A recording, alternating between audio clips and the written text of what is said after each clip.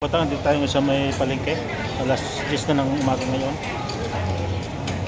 At may free ice tea dito, ice tea. No?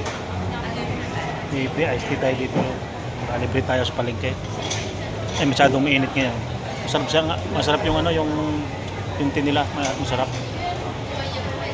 Pinaka ice tea. Kaya pakita ko sa inyo, ang dami na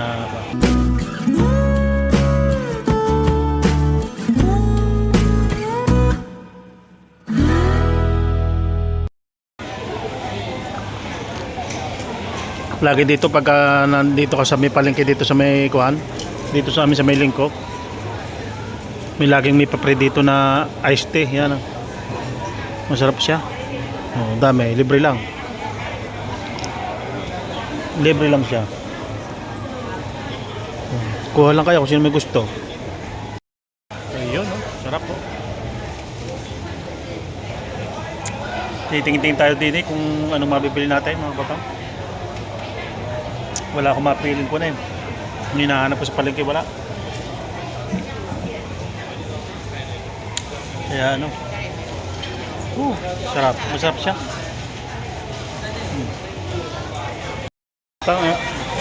Tayo yung nakako na. Hinahanap ko mga batang yung kamuting kahoy. Dati nakakita ko mga batang kamuting kahoy dito, pero wala na akong makita. Kahit mahal, bibiling ko yun. Masarap pala ko yung mga batang sa karning baboy, kahit sa adobo, sarap na kayo kahit sa manok. Kung nakitsapan mo ayos na. Wala walang makitang yung kamuting kahoy dito. Dati may nakita kong kamuting kahoy dito maraming nabili unahan kasi yung nakita ko dating kamuting kahoy parang tuyo-tuyo na, parang matagal na siya. Kaya baka may bago. Wala dati kita ng yung mga nyug. Walang kamuting kahoy. Dati dito ko nakikita yung kamuting kahoy, wala na wala, puro mga talbos na din wala. Dito, wala Sa Pilipinas lang talaga merong yung mga mura lang mga kapatang yan ngayon kasi patanghali na. So yun mga kapatang yun. Mag-jogging po tayo. Yun. Tumpay ko. Pinawisan na naman tayo mga batang. May dumaan na namang aeroplano mga. Grabe. Yan, eskwelahan po yan mga batang. Ang ganda ng eskwelahan dito. Grabe, ang ganda ng eskwelahan. Sobrang ganda ng eskwelahan dito. Talagang ganda. Masarap tumambay din Masarap tumambay din mga batang. Yun doon. Masarap tumambay dito. Tingnan natin. Huwag lang masyadong malamok. Ang ganda ng payong na rin. Nalis ko na yung t-shirt kong puti.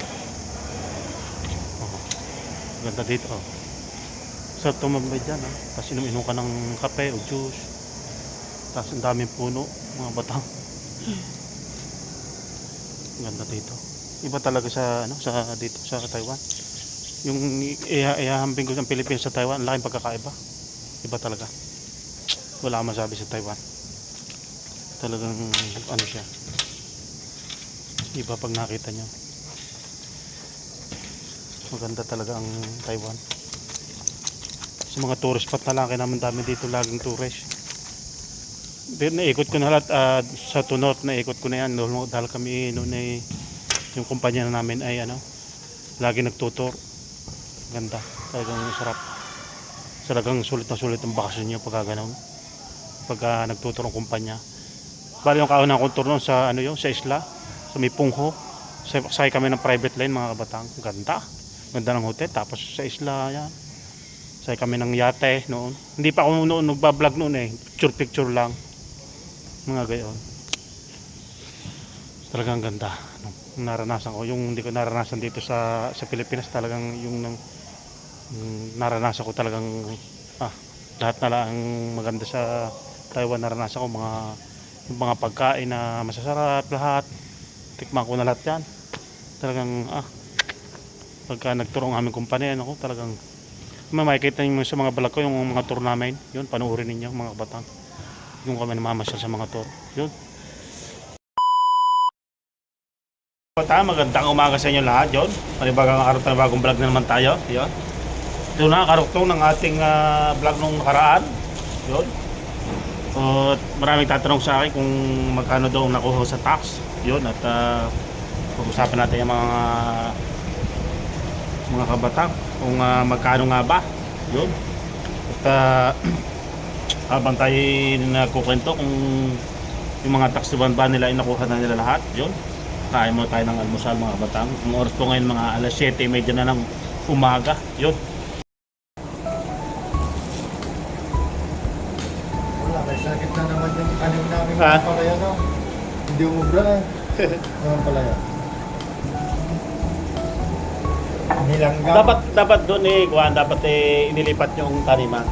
Hindi, Iba namang tanim. Iba namang lupa, doon wag niyo doon tanim. Hindi, nilagyan niya rin dito eh. Halimbawa, ito dati tinamin nyo. Dito naman sa kabila. Ewan ko, dahil nasa kabila. Kasi pag doon ulit tinanay, baka ganun ulit. Pinalis na niya, nilalanggam na eh. Sayang. Ay, oo.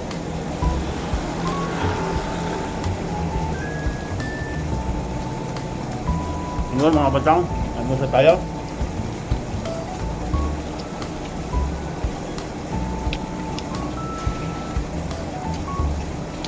Nakawento ka na, tayo? What? Sa ano? Saan lang na pa? Yung swabon lang, tinatabot ko.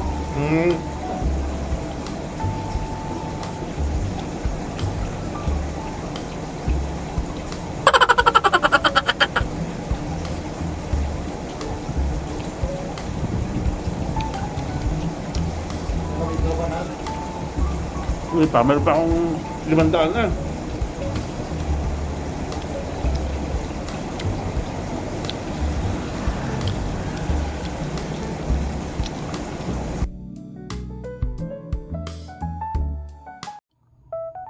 So yun mga kabatang yun at kain-kain muna tayo yun.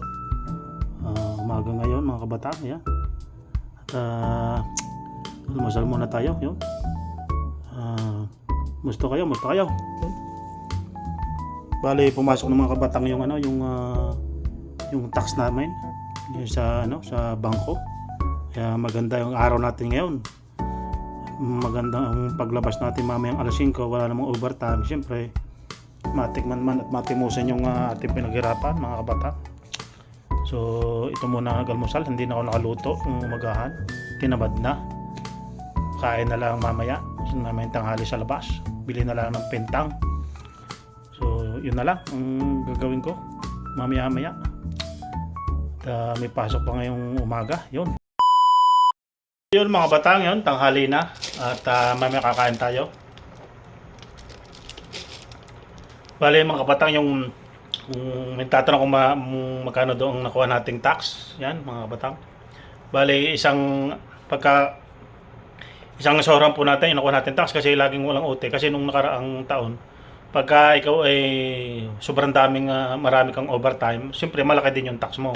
Pero ngayon wala kaming overtime, kunti lang yung nakuha tax, minimum lang nakuha namin. Kung anong natitira, minimum lang ang nakukuha. Mga 21,000 lang yung tax namin ngayon. Kasi kakunti ang aming ang tawag dito yung overtime. Kasi pag malaki ang overtime mo, malaki din ang kaltas ng tax. Pag walang overtime, mga 1.5 lang. Pero pag may overtime, 2,000 mahigit yan. Yun ang pinagbabasihan diyan kung pa malaki yung tax nila. Mga tax namin. Yun ang nakuha ko mga $21,000 mga kabatang. Pero yung mga ibang kumpanya mga kabatang yung malalaki yan. Parang ang alam ko may kasamang savings yan. Mga 5,000, 8,000 ang kinakaltas nila kasama yung, hindi ko alam kung paano ang kanilang kundi yan, yung pamantayan din yan sa kanilang iba-iba kasing kumpanya yung pag nagkakaltas parang kasama ng savings, yung tax, gano'n. Kaya pag nagbigay ng tax kasama na yung parang pinaka-savings nila, malaki ang makukuha nila mga 80,000 kaya mga 50,000 sa inte yan, mga 40,000 sa inte, mga ganon. Kasi parang ang alam ko diyan may kasama ng savings sila mga kabatang.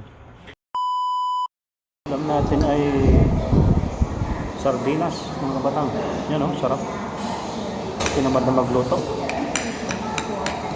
Hindi na pinta, tinamad na lumabas, kainit, naambun pa. Kaya magsardinas na lang tayo. Hindi ko lang suka at saka asin, ayos na.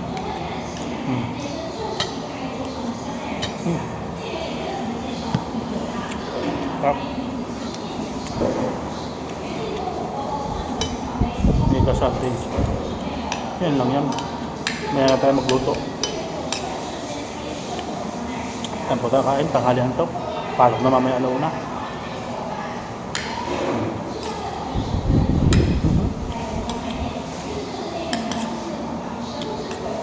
Pag mabilis ang ulam, sardina. Up. Itong peras.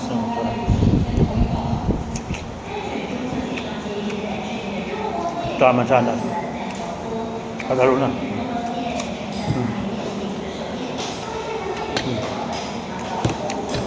Up.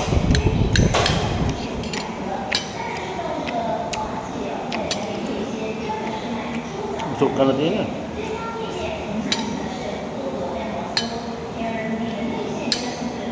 Pag mabilis ang ulam.